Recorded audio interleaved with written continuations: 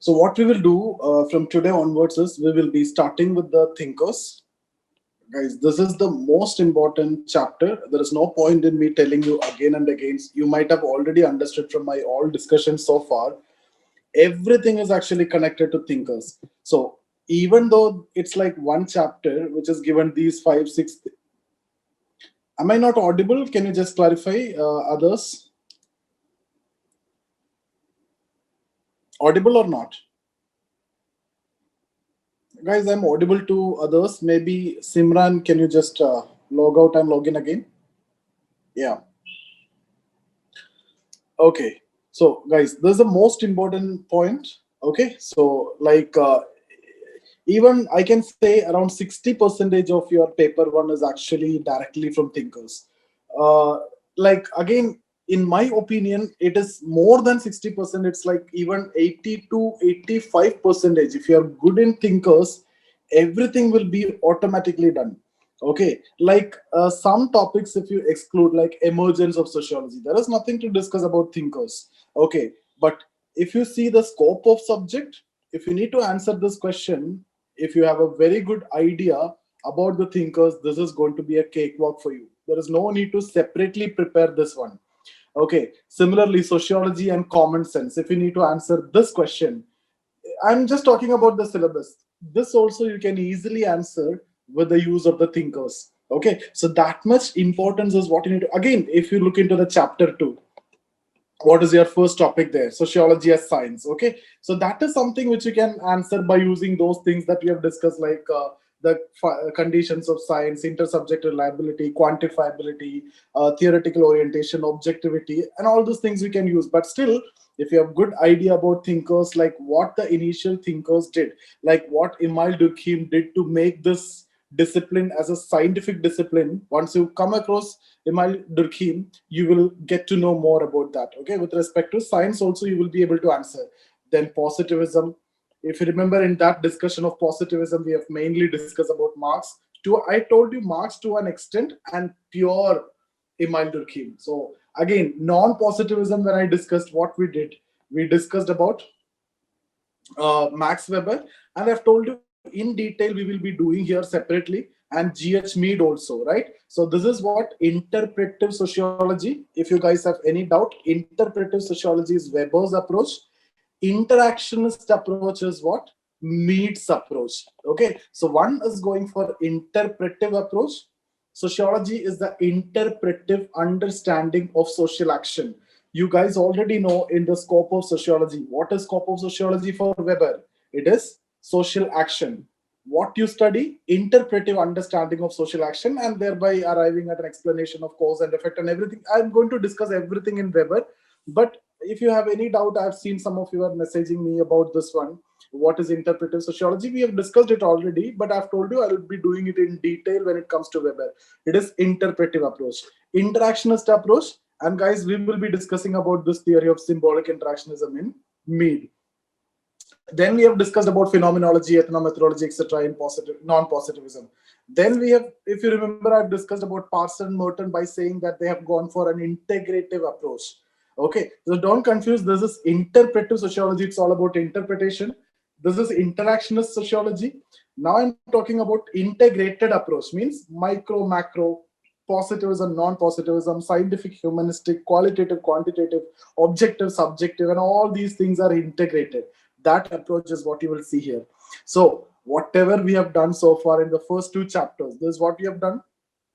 And we have also done about family, but ignore family. Even family also, if you remember, I have used this thinker. We have discussed about Parson also when we discussed about the functions, right? Okay, so even family also. And again, when we look into the later, when we look into this chapter on religion, there is a first topic that is theories of religion. Here we are going to discuss mainly about Durkheim theory, Weber theory, and also Marx theory. These are the three main core sociological theories of religion. Again, if we look further, there is a chapter on politics and society. There also there are some theories of power. There also we will be discussing about Weber, Parson, mainly these two, and Marx will come anywhere and everywhere, guys. Okay. Similarly, there is a chapter on social change.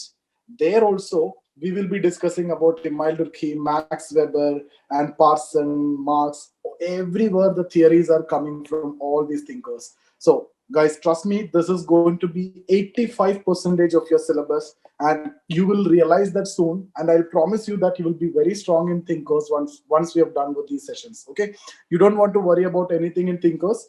In case if you're not able to follow anything or not able to understand anything, you can ask me in between, you can stop in between, ask me in between, and you can clear it then and there itself. Okay, there is no point in keeping it with you, and there is no need to have any confusion, because guys, any other topic from sociology, this is very simple. Sociology is the easiest one. Only area where you actually need a mentor or a teacher is this area to understand thinker. And once you know this, and maybe first chapter because you're not familiar, and the second chapter also, like positivism, non-positivism, these concepts, to understand, you need the help. Now after this, guys, what we are going to discuss, family. I think the freshers also were here. So when I've discussed about family, did you face any trouble in family? No. Same as the case what we are going to see in case of religion, politics, work and economic life, inequality. These topics are very simple.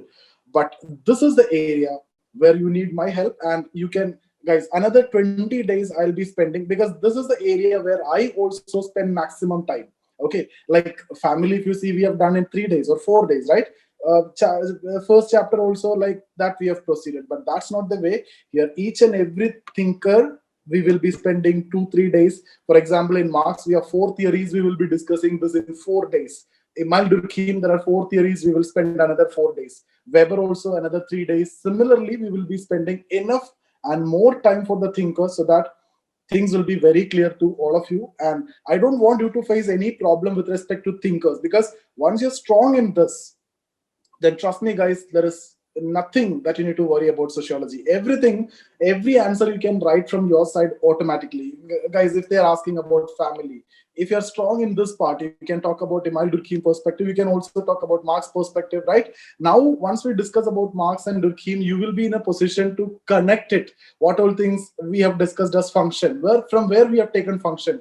We have taken function from Durkheim, Parson, and we have discussed some other thinkers also, not that significant, J.P. Murdoch, right?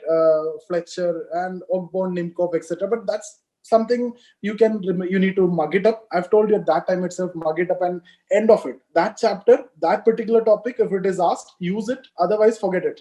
But these are the thinkers. Like once we discuss about Durkheim, he's a functional sociologist. Functionalist perspective is what he's using. So by using this approach, you can talk about the functions of not only family. Even when we are going to discuss about the chapter on religion, when we discuss about functions of religion, we will be using this thinker and this thinker, because they are the functionalist. And if you need to criticize anything, which thinker that you're going to use? None other than Marx, right? Guys, this critical analysis and all these concepts are actually coming because of what? It is because of the Marxian perspective. There's a conflict perspective, identifying the dysfunctions. And some new concepts you will see in the case of Merton, right? Guys, do you remember that I've discussed about manifest and latent function when we discussed about family? Some of you might have some problem in understanding this, but this is very, in simple language, I've explained this. This is something which is direct, and this is something which is hidden, right? But that in detail we will see in Merton, because Merton gave this concept of hidden, manifest, and latent function and dysfunction. So we are going to discuss all these things. Keeping all these things in mind, you will be in a position to answer any questions without any problem. And that too in a very good sociological language. What we need ultimately in our answer. Even if you see paper 2 questions, all the questions that you will get in the first section, like there will be 5 questions, A, B, C, D, okay? First, the heading itself will be write a short note keeping in mind sociological perspective. Now, guys, this is something like sex ratio they're asking. Is there anyone sitting out here who don't know what is sex ratio?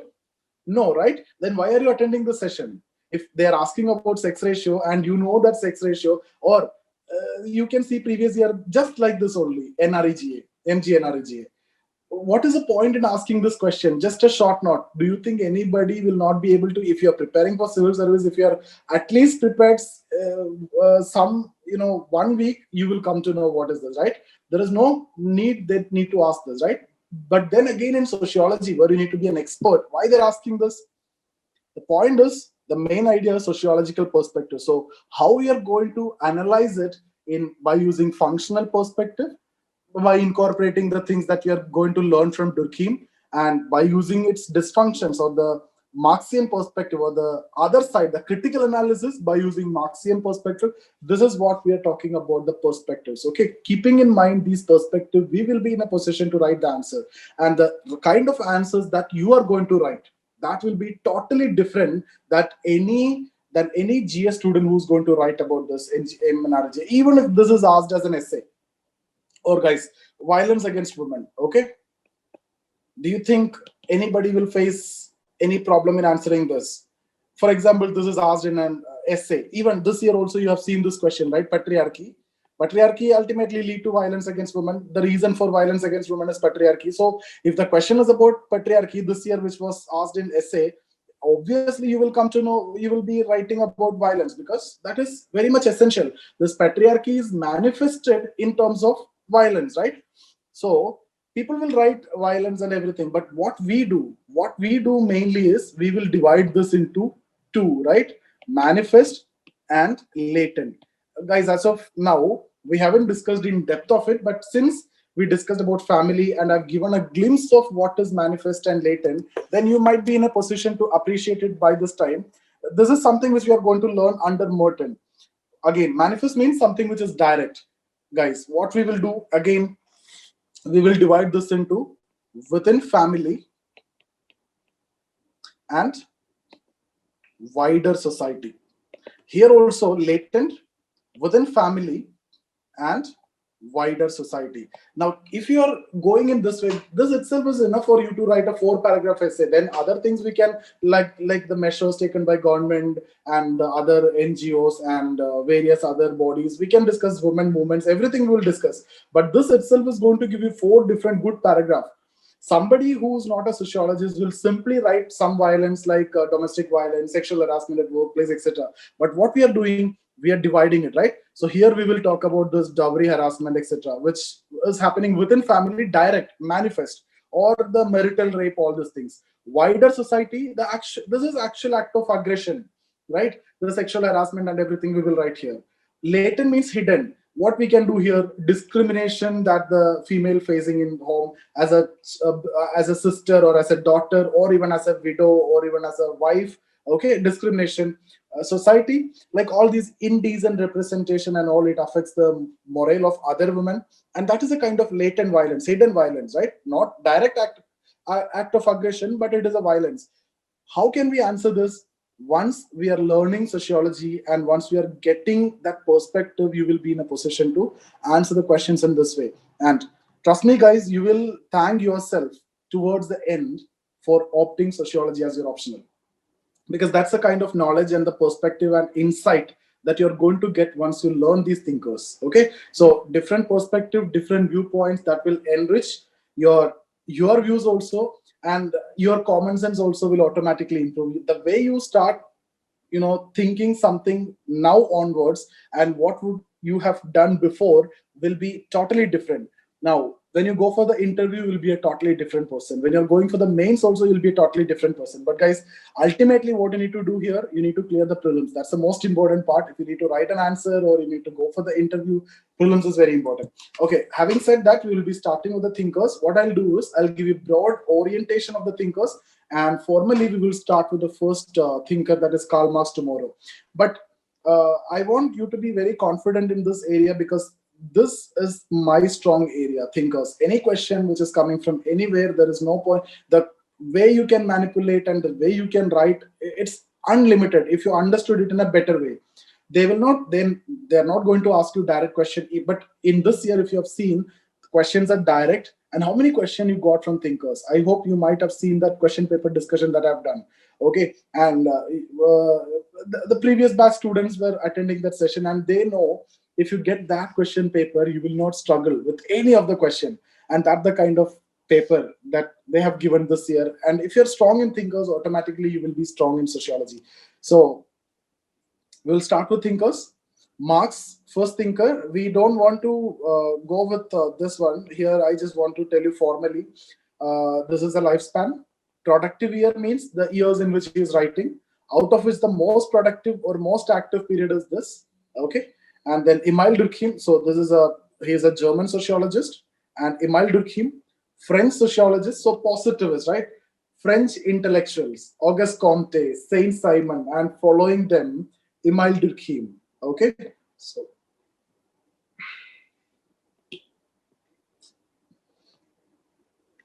Max Weber, German, there's a productive year. Mead, America, and then these three are America. So even some of you have asked this question to me once we have done with emergence of sociology, like sociology emerged in Europe and flourished in America, right? So if you need to answer that question, what all things that we have done over there, that may not be sufficient for you. Once we are done with thinkers and their contribution from US, then automatically you will be in a position to manipulate to your advantage to write that answer. You can talk about emergence of sociology in Europe and what happened, what is that extension, and what happened with sociology with the contribution of American thinkers. Whatever you know, based on that also you can write answer. Other aspects, if you need to incorporate, if you have read about that, that also will help you. But we don't want anything extra when you have good knowledge about the thinkers. Okay.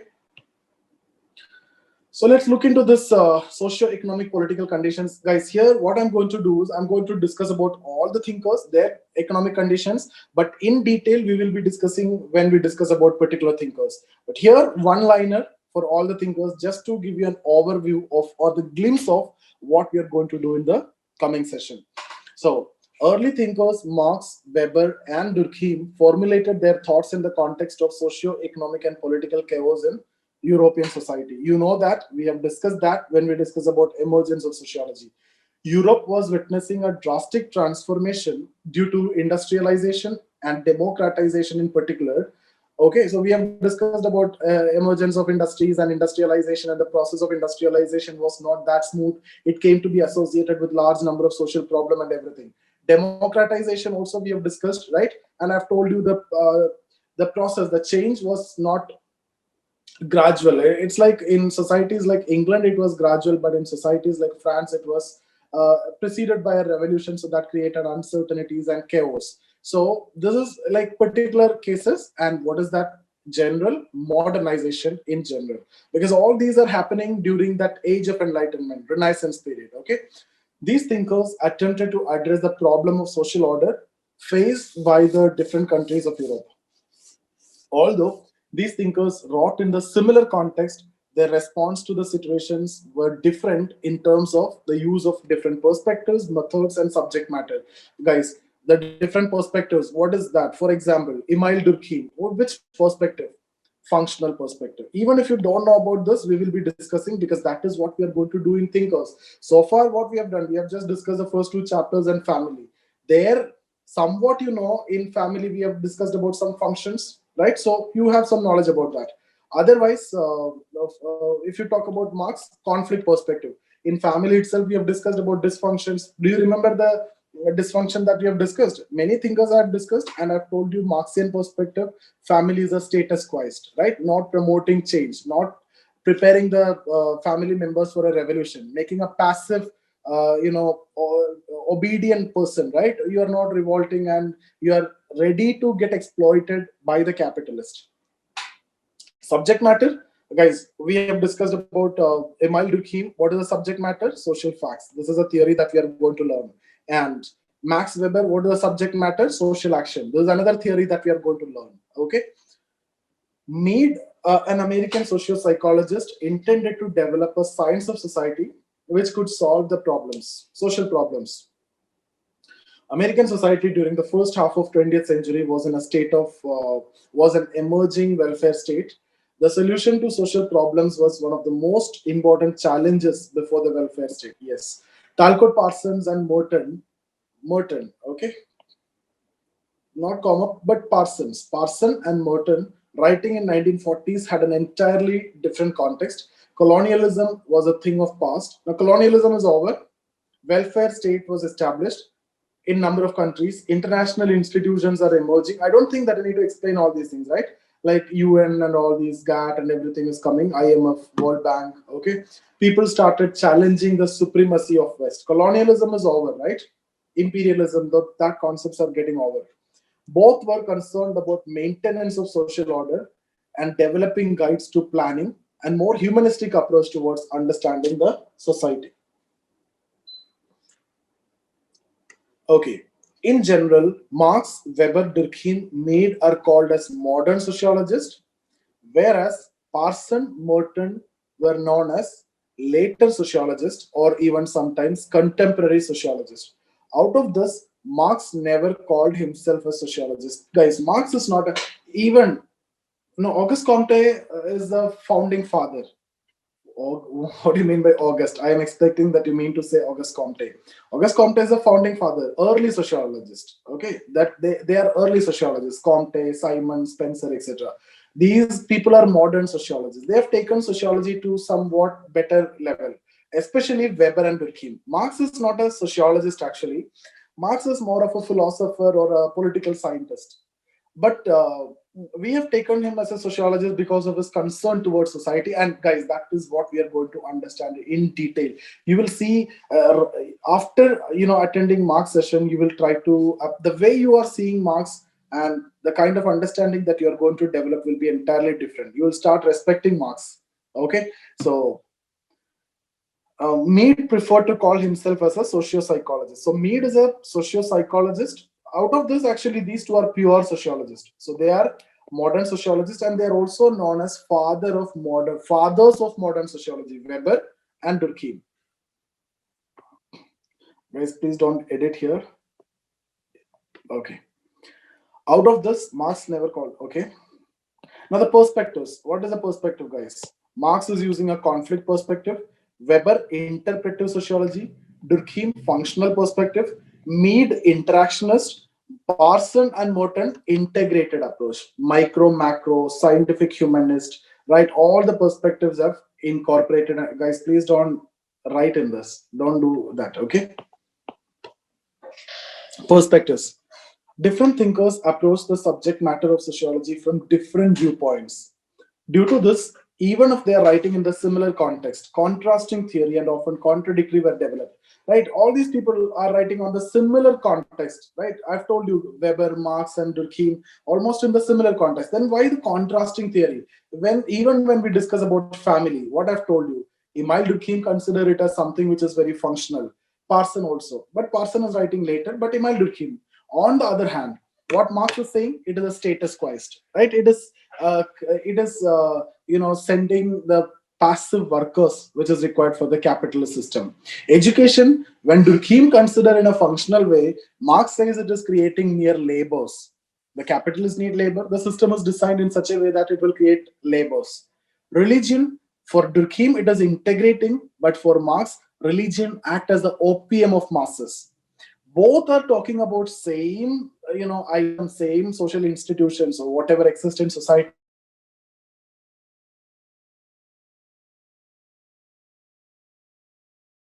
Why? Because of the perspective. Marx says religion is the opium of masses, right? Religion is the hurt of hurtless world, soul of soulless condition, and opium of masses.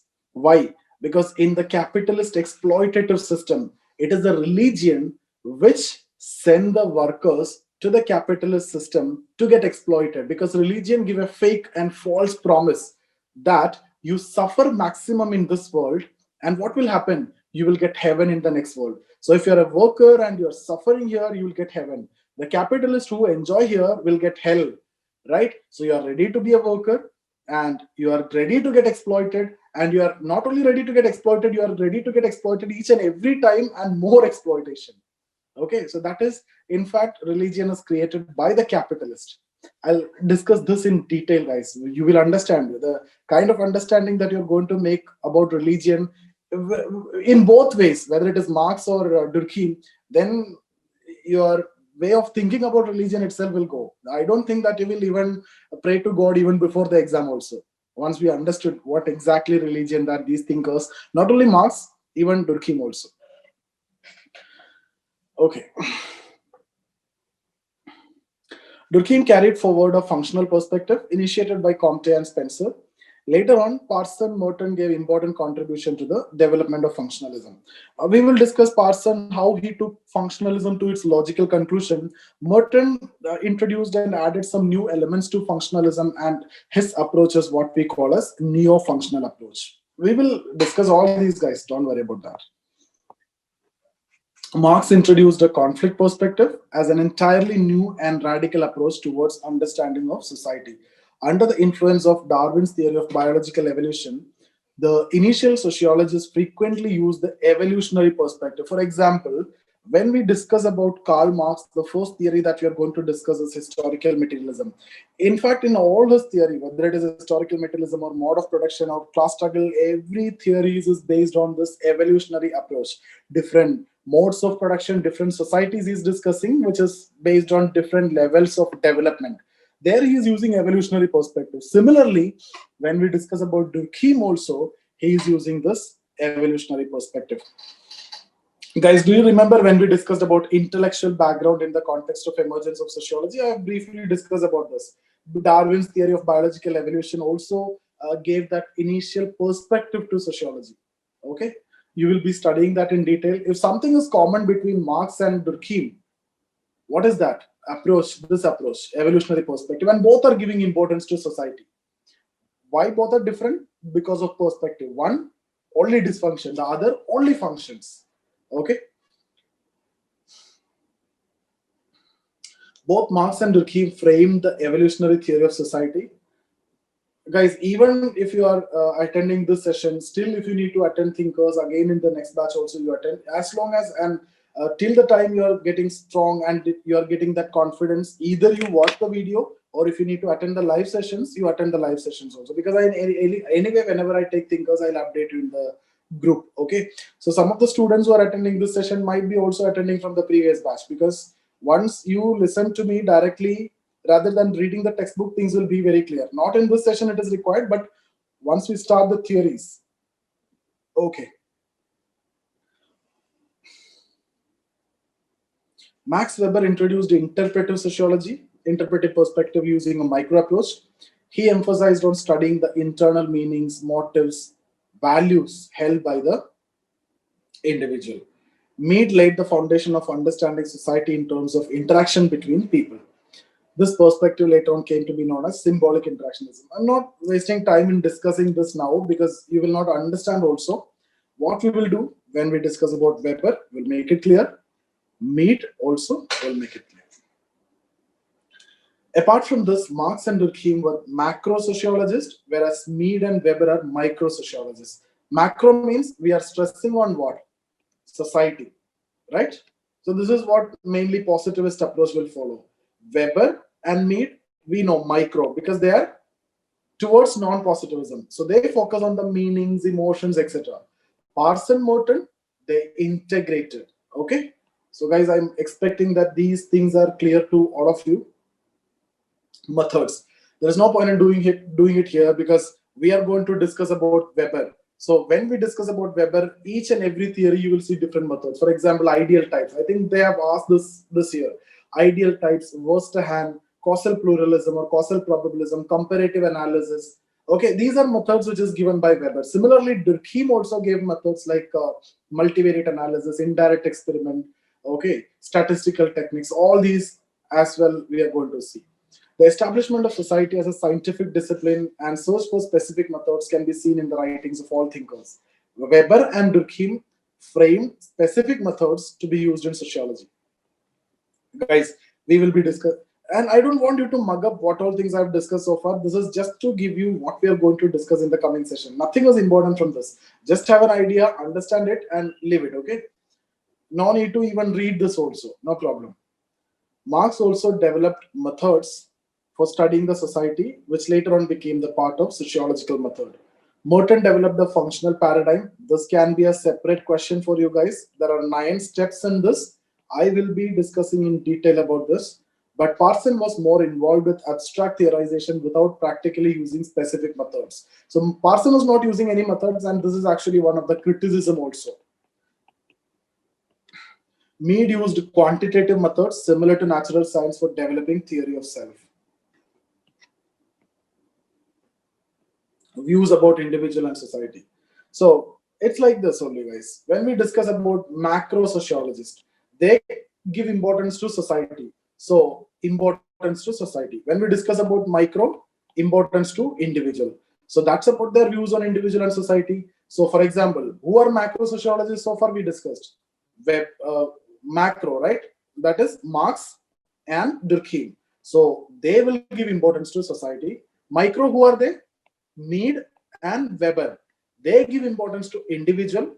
Other two thinkers, Merton and Parson, they give importance to both of them, right? Individual as well as society. Without understanding society, you cannot understand individual. Similarly, without understanding individual action, you cannot study society. That is their approach. Okay. For a sociologist, the smallest part of the subject matter is an individual, and the largest part or unit is the society as a whole. Understanding the relation between individual and society has been the task of all thinkers. Individuals are woven into a pattern of relationship, thus forming our society. These patterns of relationships are mediated by social institutions, social groups, and social processes, which are present as an integral dimension of society. Different thinkers had different views about primacy and supremacy of individual vis-a-vis society. So, for example, Marx and Durkheim, who's important? Society is important. Weber and Mead, who's important? Individual is important. Parson, Merton, both are important. Okay. Marx and Durkheim gave primacy to society over individual. For Durkheim, society is supreme and controls the individual. Society has its own existence, irrespective of will of the individual. That is, society comes into existence on its own, sui generis. Guys, all these I will discuss in detail. Don't worry, I'll explain this word also. Sui generis means something comes into existence its own. It is separate or distinct in its own way. Okay, like when we discuss about constitution also, like this discussion, no, federalism, there you will see federalism sui generis. That is our type. It's our own version of federalism. Okay, so different people will say different things. It may be federalism with unitary bias or whatever it is. It's a federalism sui generis. That means something which comes into existence its own. So Durkheim, religion comes into existence its own with the development. Family comes into existence its own automatically, and it is having its own life. So you have to give importance to that. Guys, I know some of you might be facing some problem when I use these words at this juncture, but don't worry about that. We will be dealing with all these in detail, because what I'm discussing now, I'm discussing the things that we are going to do in future. Okay, and when I discuss this, I have to tell you some of the things that we are going to discuss in future. So some of you might not be knowing about that, so don't worry about that. We'll do that. Marx understood society as a system of production having a structure. We will discuss that structure and everything. Society influences the individual's consciousness and impose limitation on his thinking. There is a very famous statement by Marx, and they used to ask that statement in courts, and they will ask you to critically analyze and discuss also. I'll that's a very famous and my favorite statement also. It's like this: it's not the consciousness of a man that determines your social existence. Rather, it is your social existence that decides your consciousness. That means you think something, and that is not going to you decide your existence. It's all about your existence. That is what deciding what you think, what you do, and everything, where you stand, and that you can extend to any level, guys. Okay. Both, both Mead and Weber gave primacy to individual. You know that. For Weber, social reality is constructed in terms of meanings attached by the actor to their action.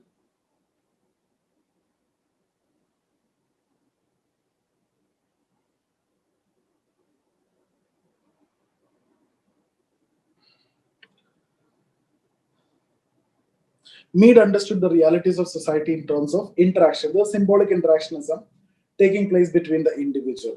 These interactions are the building blocks of society.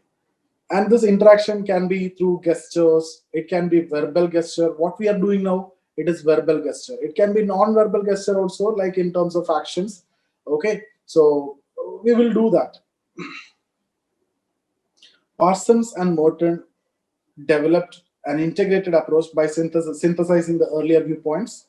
For them, both individual and society are part of the same process and cannot be separated. They are independent and complementary. Parson expressed these views in the dichotomy of motivational and value orientation. Guys, motivational means individual's part, your own why you're preparing for this exam. It is because of your own motivation. And value orientation. At the same time, your own motivation is not only the reason.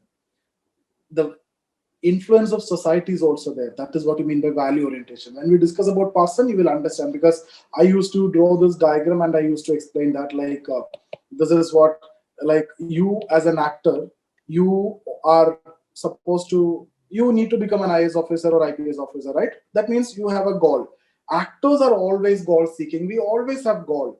You are attending this class, you have a goal. I'm taking this class, I have a goal. I'm eating food, then also I have a goal, right? Even when you're eating food also, some of you just for survival you eat food, or some of you will keep a goal in mind and eat the food. For everything there is a goal, okay? And these are different means to achieve this goal. Like, you can attend my session, or you can attend some other teacher session, or anyone. Now this is the actions which you're going to do it. Now what Parsons says is it depends on two aspects. What are they? Your own motivation. Your mind says go with this, okay? And then what society says, like society also will tell you go with this approach. It is better situation if both are saying the same together. If your motivation says, like, I'll go with this 90% and this is 10%, okay, this is what actually happened in modern society. Your motivation is more important. Traditional society, it will be like this: 90% society, what family says you will do, your motivation has lesser role. 90-10. This is what traditional modern, guys, these are understood as dilemma, when individual face dilemma, everything I'll discuss. But just now, see this, when I use this word motivational and value orientation, I've just discussed it. Motivational means it is an individual, giving importance to individual, micro. Value means giving importance to society, macro. Because I've told you that he is integrating, right? Merton emphasized on manifest and latent function. I hope you know about this manifest and latent function, at least in a, at least in a very small way, at least you know about this, right? Now, these are the studies. I'm not telling that. We are going to see that each and every study. That means this much sessions are there for us now. Okay. Marks, there are 4. Durkheim 4. Like this, we will complete it. Okay, guys. So that's about this session. Here, I just wanted to introduce only the thinkers and their socio-economic condition, perspectives, and everything. We'll be dealing that in detail in the coming session. Now, tell me if you have any doubt, we can discuss on the previous sessions or on this session. Any doubt, we can discuss.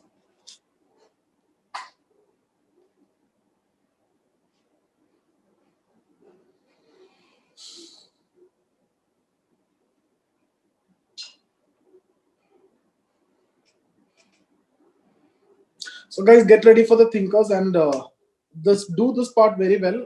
But again, you don't want to put too much effort for thinkers. Trust me, you just need to attend the sessions and the notes, one-time reading. And I've told you, you can read maybe later. At this point of time, it's not required. Wajiram, once you read, no need to go for Ritzer or Abraham Morgan or any kind of textbook at this juncture. It is not required. Thinkers, please don't do from Essential Sociology. Any other chapter you do, but don't do thinkers from that. Okay, and once you attend the session, then you will automatically come to know that you will not find worth reading that, obviously. Okay, so we will be dealing in that way, so you will not face any problem. But the point is, guys, focus on your prelims also. That's very important. You may think that this is only Feb, we have enough time. 5 months not enough. Okay, no need to make notes, right? It's like this: whenever I'm discussing in the sessions, if you feel something is important, just write it down at that time. PDF anyway will be given. It's like what we used to dictate in the classes given. But lecture notes, whenever I discuss something, if you find it important and useful, you write it down, because something new will come whenever I take a session, obviously. Okay, and then with respect to notes, guys, do that after the prelims, not now. This is not the time for you to spend on sociology. Why you're attending the session? Just to have a confidence that you have completed the syllabus at least once. That's it. Keep that in mind and go with the prelims, because that is where you need to focus. Everything else we can do after the prelims. Don't worry about making notes or anything. All these can be done after the prelims. there are two scenarios, right? Either you will clear prelims or you will not clear the prelims. If you're not clearing the prelims, you get lavish time. You can make notes for next year in a much better way. If you're clearing prelims, you have to do it this year itself. And we will prepare the notes at that time. If you keep on preparing for the notes now, what will happen? You won't clear the prelims. Then you need to prepare the notes again for the next year. Don't do that.